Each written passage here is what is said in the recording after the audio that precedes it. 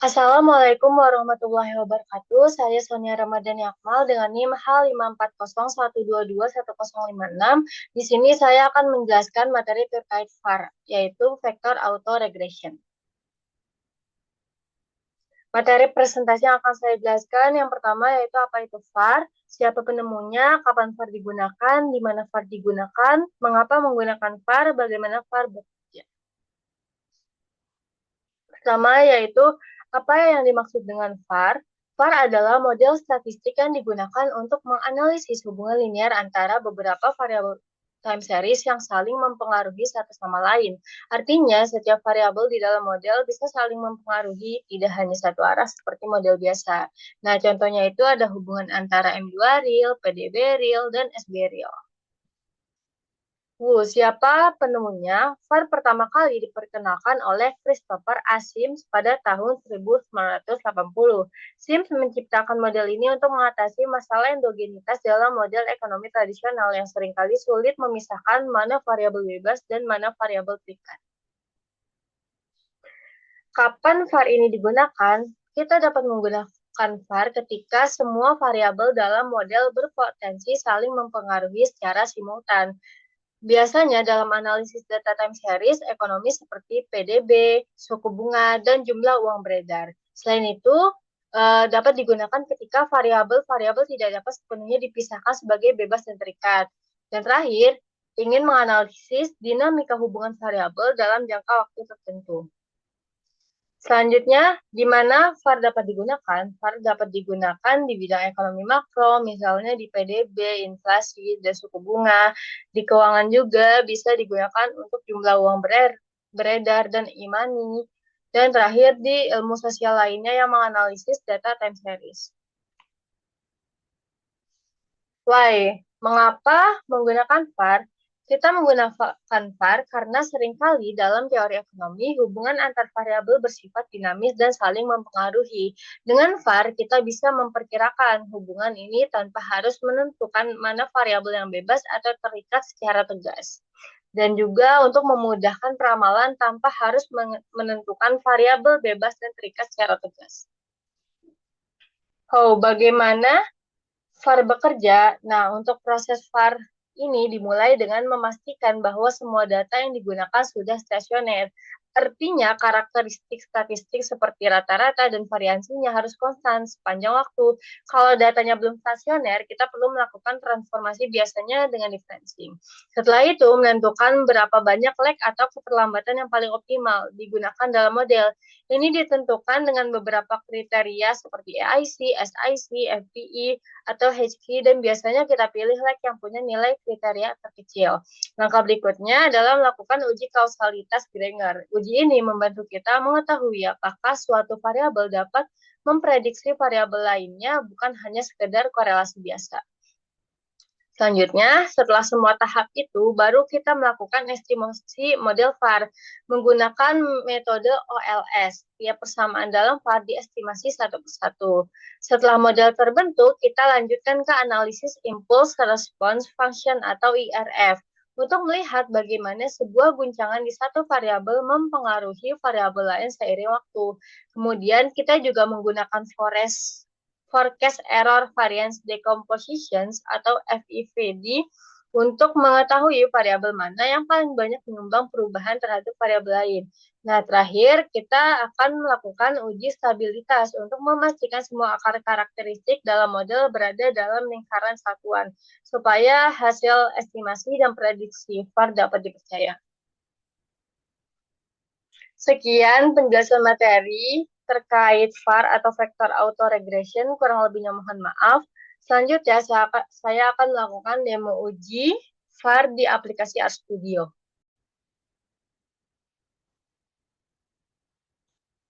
Kita sudah di aplikasi RStudio-nya.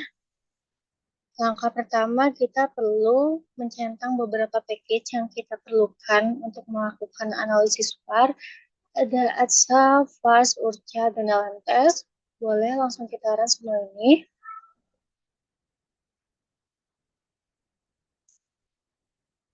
Lalu selanjutnya, kita akan mengimport data Boleh ke file, import dataset from Excel.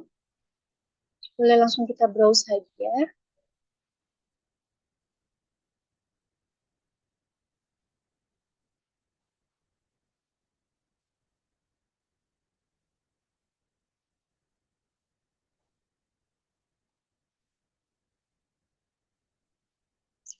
Jangan lupa untuk variabelnya itu diganti jadi numerik ya.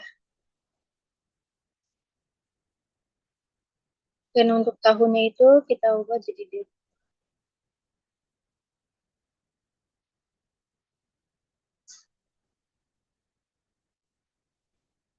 Boleh langsung kita import. Nah, setelah data masuk ke RStudio-nya, kita ke langkah selanjutnya itu kita mengimport agar data tersebut terbaca sebagai data time series. Boleh masukkan script ini, lalu data ini dimulai dari tahun 2018 dengan frekuensi 12. Boleh langsung kita run. Nah, di sini sudah terbaca ya dan sudah terimport datanya. Langkah selanjutnya kita akan melihat plot datanya.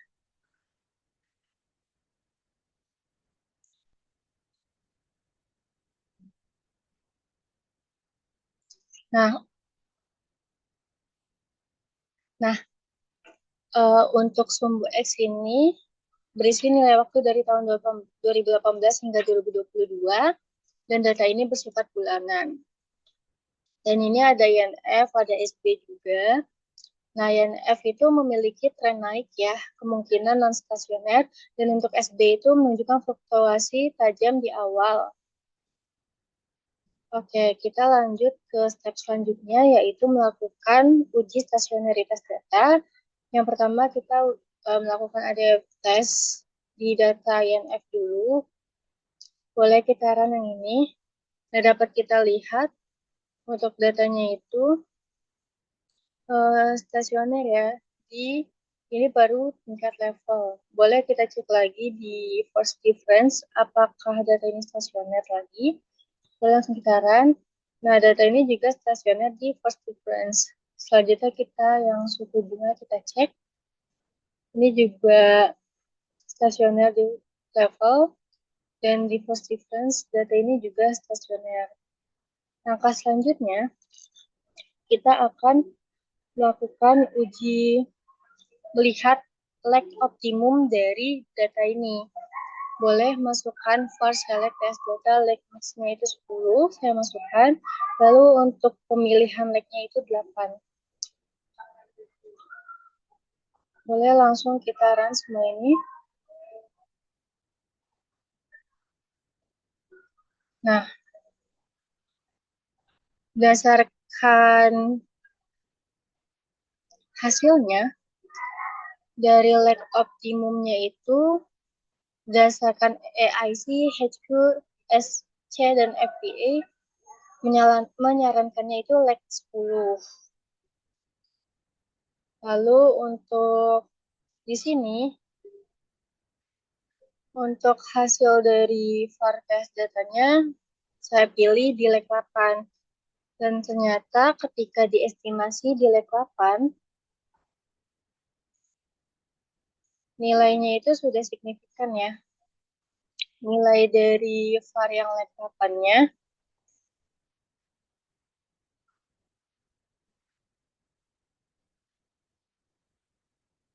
sudah signifikan.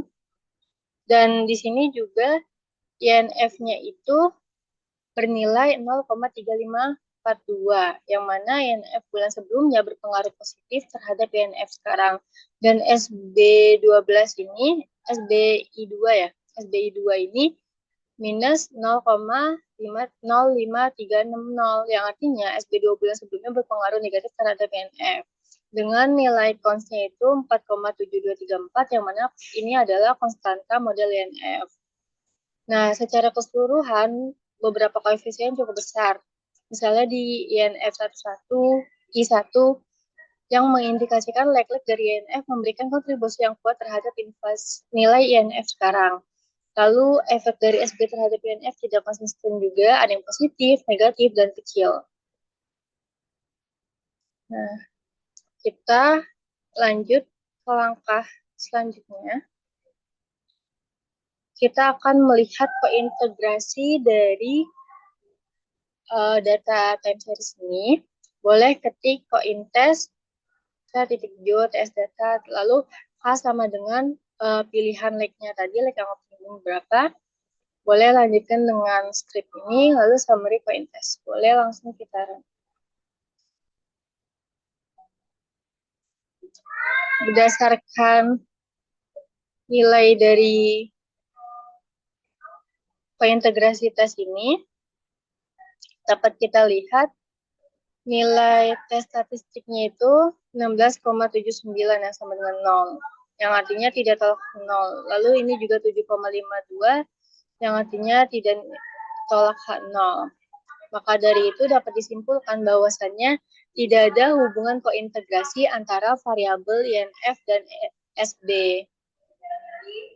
Maka dari itu kita bisa lanjut ke step selanjutnya. Karena syarat dari VAR ini kan dia stasioner reverse difference dan tidak memiliki kointegrasi. Maka selanjutnya kita akan melihat nilai dari akan melakukan uji asumsi model VAR.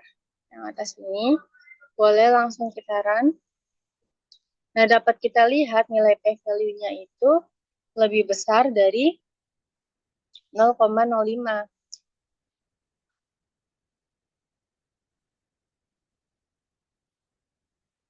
Yang artinya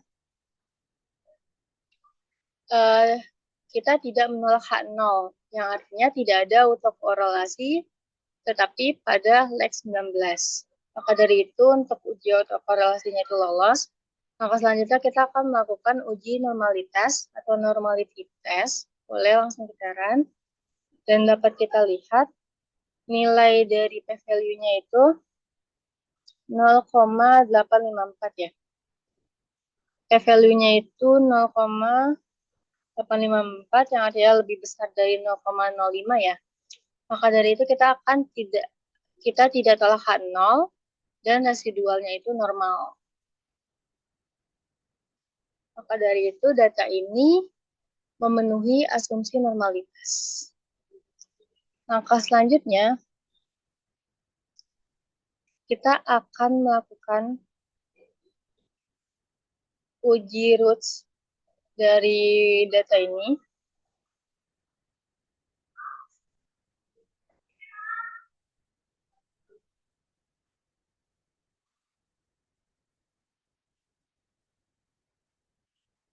Dengan script roots var modulus dengan true, lalu plot. Kita akan melihat plotnya, roots var. Boleh langsung kita run ini semua. Dan di sini dapat kita lihat ya, untuk nilai roots-nya itu, nilainya itu yang satu ada 0,9956557, lalu leg 8 0,71, dan di leg 15 itu 0,57.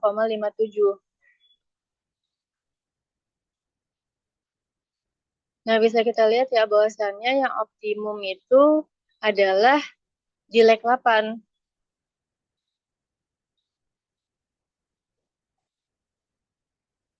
Dengan nilai koefisien INFi satunya itu 0,354.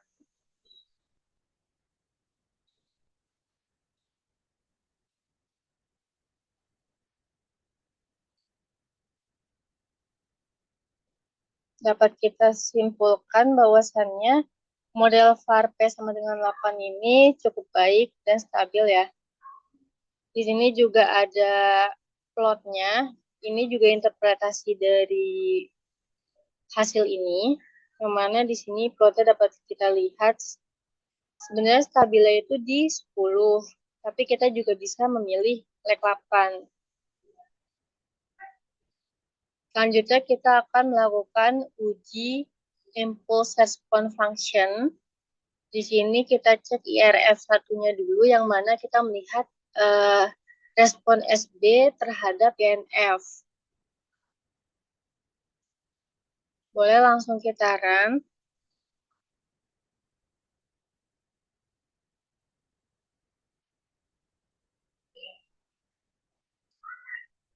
Di sini dapat kita lihat untuk hasil ininya, interval kepercayaannya itu 95% ya.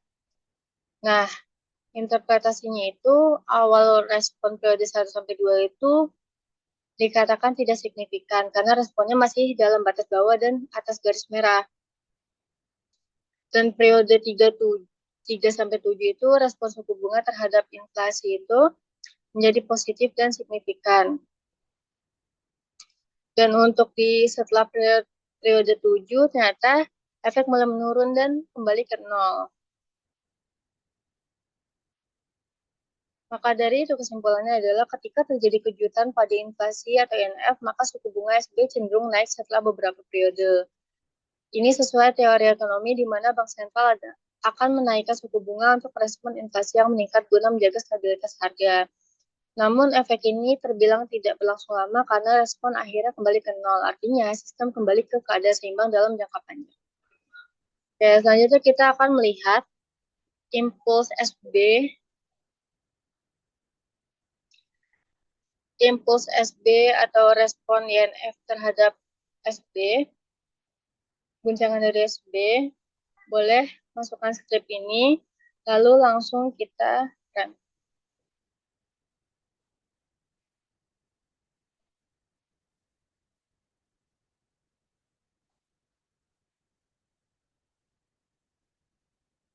Dapat kita lihat untuk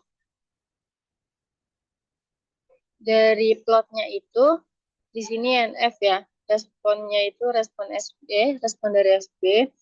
Periode awal itu di leg 1-2 itu inflasi meningkat sedikit setelah shock suku bunga, tetapi berada dalam interval kepercayaan, jadi tidak signifikan secara statistik. Nah, leg 3 dan seterusnya, garis CRF menjadi negatif tetapi masih dalam confidence band, yang mana tidak signifikan secara statistik. Nah, secara umum, respon inflasi terhadap kejutan suku bunga kecil tidak signifikan serta cepat mereda kembali ke nol. Nah, respon inflasi terhadap suku bunga dalam jangka pendek dan menengah cenderung lemah dan tidak signifikan, berbeda dengan respon suku bunga terhadap inflasi yang sebelumnya yaitu signifikan. Maka selanjutnya kita akan melakukan forecast error variance decompositions dari model VAR yang kita punya. Boleh masukkan skrip ini, lalu kita melihat plotnya, plot FEVD, langsung kita run.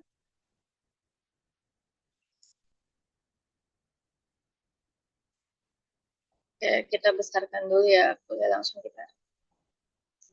Nah, di sini dapat kita lihat untuk panel atas itu FED varian F yang mana hampir seluruh variasi sekitar 100% dalam inflasi dijelaskan oleh kejutan dalam variabel itu sendiri atau NF.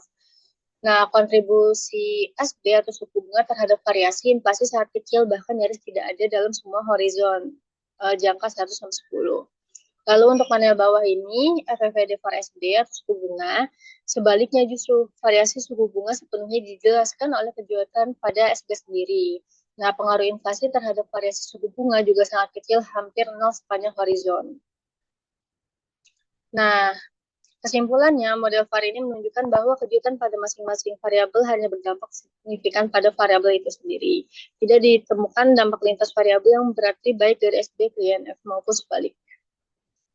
Sekian demo uji analisis VAR di aplikasi RStudio. Kurang lebihnya mohon maaf. Wassalamualaikum warahmatullahi wabarakatuh.